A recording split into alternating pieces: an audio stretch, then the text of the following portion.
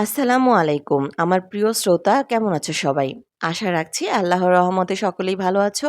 আমিও আলহামদুলিল্লাহ ভালো আছি।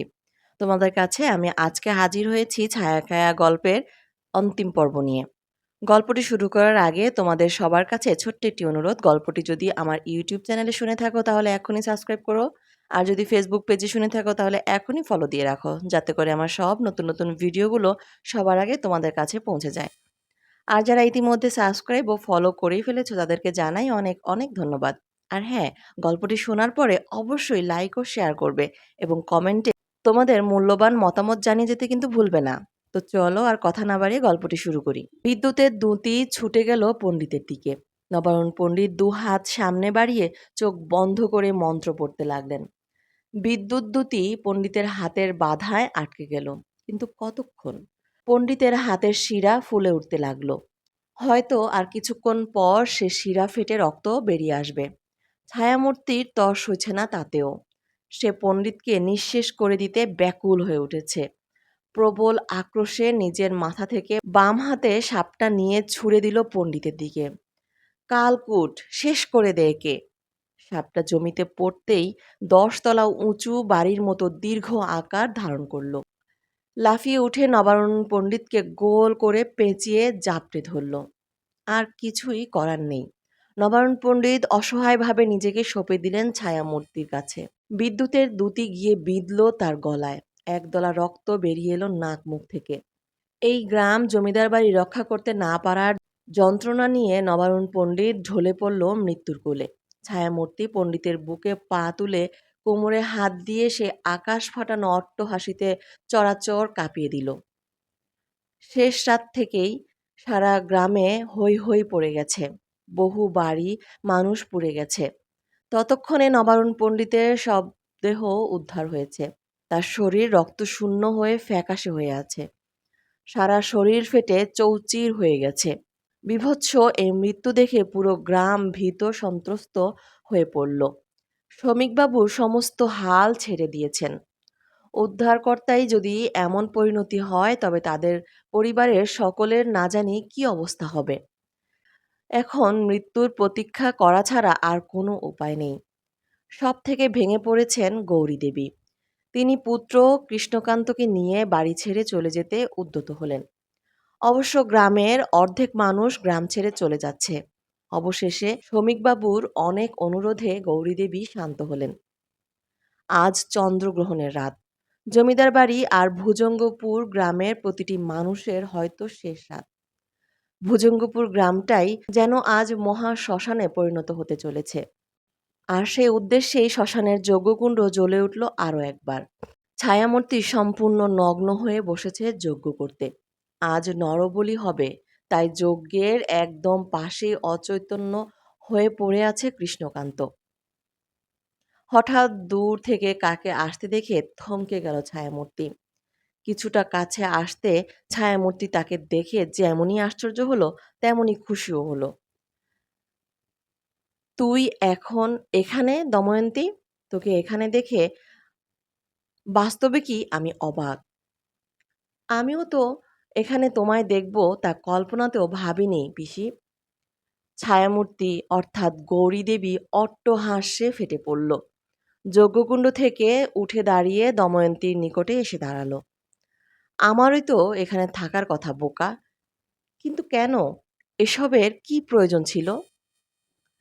এ পরিবার তোমার কি ক্ষতি করেছিল যে তুমি এত নৃশংস হত্যালীলায় মেতে উঠলে? দময়ন্তীর চোখে একগাদা প্রশ্ন, মুখে কষ্টের ছাপ। ছিল ছিল, প্রয়োজন ছিল। মা মারা যাবার পর আমি এই বাড়িতে এলাম বটে, তবে এ বাড়ি আমার কোনোদিনই নিজের হয়ে ওঠেনি। প্রতি মুহূর্তে আমি বুঝতে পারতাম আমি কেবলমাত্র একজন আশ্রিতা এই বাড়ির। মা ডায়েরি লিখত, সে ডায়েরি পড়ে আমি আগে থেকেই সব ঘটনা জানতাম। আমার মা নিজের জীবন বিপন্ন করে এই রায় বর্মন পরিবারকে বাঁচিয়েছিলেন, এই গ্রামকে রক্ষা করেছিলেন। আজ যে এই পরিবারের এত ধনসম্পত্তি, সব আমার মায়ের জন্য। সেখানে তার মেয়ে হয়ে আমি কেবলমাত্র একজন আশ্রিতা এই পরিবারের। তাই মন স্থির করলাম এই পরিবারের সব উত্তরাধিকারীকে পৃথিবী থেকেই সরিয়ে দিব।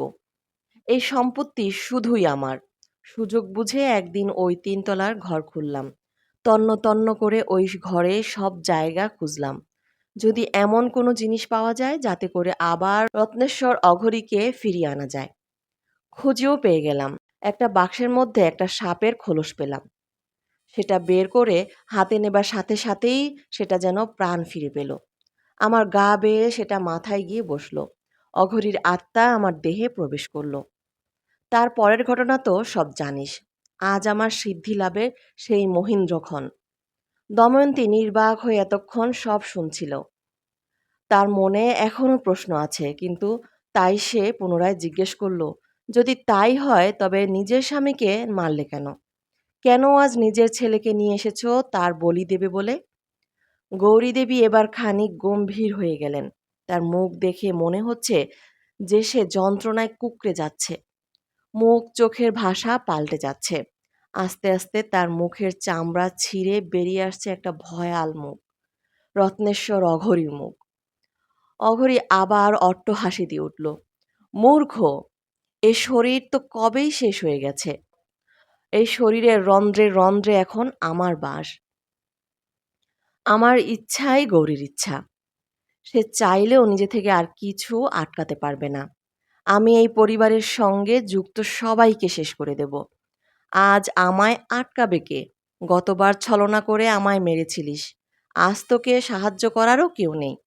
তোর সেই অস্ত্রও নেই। অঘরী ধীর পায়ে দময়ন্তীর শরীরের একদম কাছে চলে এলো। তার ঘাড়ের কাছে মুখ নিয়ে গিয়ে প্রাণ ভরে ঘ্রাণ নিল। সেই নেশাধরা সুবাস। আজ আমার সরঙ্গ সাধনা পূর্ণ হবে বলেই আবার অট্টহাসি দিয়ে উঠল। অরুন্ধতী, পালা এখান থেকে। তুই কেন এসেছিস এখানে? হঠাৎ চিৎকার করে উঠল দময়ন্তী। অঘরী পিছন ফিরে দেখতে গেল, আর ঠিক সেই সময় প্রবল আক্রোশে হাতের ছুরিটা বসিয়ে দিল অঘরীর পিঠে। আঘাতের স্থান থেকে চির ধরল সারা শরীরে। সেই চিরে যাওয়া স্থান দিয়ে যেন আগুন দৌড়ে বেড়াচ্ছে। দময়ন্তী ভয়ে পিছিয়ে গেল। একটা বিরাট বিস্ফোরণে ছিন্ন ভিন্ন হয়ে গেল অঘরীর শরীর। নবারুণ পণ্ডিত কলকাতা যাবার নাম করে বেরিয়ে যাবার আগে দময়ন্তী এসেছিল তার ঘরে। স্বীকার করেছিল শমিকবাবুর ঘর থেকে সেই মন্ত্রপুত ছুরি চুরি করার কথা, যেটা পণ্ডিতবাবু দিয়েছিলেন শমিকবাবুকে। সেদিন লুকিয়ে বাবা আর পণ্ডিতবাবুর সব কথা শুনেছিল দময়ন্তী। পণ্ডিত বুঝতে পেরেছিলেন আর যেই হোক দুই বোন কখনো সে অপরাধী হতে পারে না। তাই দময়ন্তীকে বলে দিয়েছিলেন, সে যদি ব্যর্থ হয় তবে দময়ন্তী যেন গায়ত্রী দেবীর মতো অঘরীর নাশ করে। রাত্রি প্রায় শেষের দিকে শ্মশানে একা দাঁড়িয়ে দাঁড়িয়ে দময়ন্তী নবারুণ পণ্ডিতকে মনে করে সেসব কথা ভাবছিল।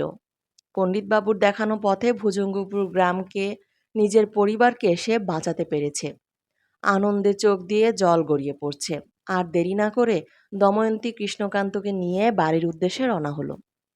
শমিকবাবু দুই মেয়েকে দুপাশে নিয়ে খোশ মেজাজে গল্প করছেন ছাদে। সমস্ত জড়তা কেটে গিয়ে আকাশ আজ পরিষ্কার। হঠাৎ শমিকবাবুর চোখ গেল আকাশের দিকে।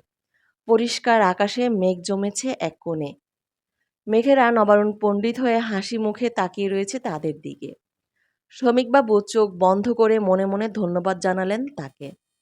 তারপর দুই মেয়েকে আরও কাছে টেনে বললেন, পরের প্রজন্মকে বলার জন্য আরও একটা ইতিহাস তৈরি হলো আমাদের পরিবারে।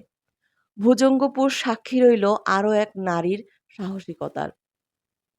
দময়ন্তী আর অরুন্ধতী হেসে উঠল প্রাণ খুলে। প্রিয় শ্রোতা, কেমন লাগলো ছায়াকায়া গল্পটি? অবশ্যই কমেন্টে জানাবেন। আপনাদের একটি লাইক ও কমেন্ট আমার কাছে অনুপ্রেরণা। তো এরপরে আবার কথা হবে অন্য গল্প নিয়ে। আজকের মতো এই পর্যন্তই। খুদা হাফেজ।